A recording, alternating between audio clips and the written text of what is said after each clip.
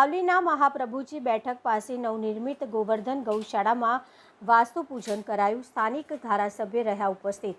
આજના સમયમાં પૂજનીય ગૌધનને ટ્રાફિકમાં અડચણરૂપ છોડી દેવાય છે। જેવા સંજોગોમાં વડોદરા જિલ્લાના સાવલી હાલોલ રોડ પર આવેલા પ્રસિદ્ધ મહાપ્રભુજીના બેઠક મંદિર સામે ગૌમાતાના આશ્રય સ્થાન વિશાળ અને ભવ્ય ગોવર્ધન ગૌશાળાનું નિર્માણ કરાયું, જે આજે ગૌ પૂજા સાથે વૈદિક મંત્રોચ્ચાર સાથે વાસ્તુ પૂજન કરાયું।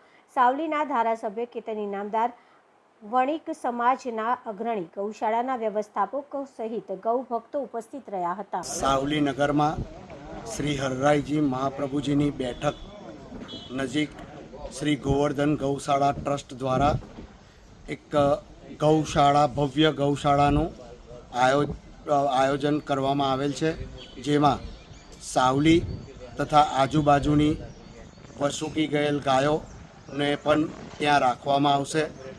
સૌ ગૌભક્તો વૈષ્ણવજનોના સાથ સહકારથી તેઓના દાન ભેટથી આ ભવ્ય ગૌશાળાનું સાવલી ખાતે આજે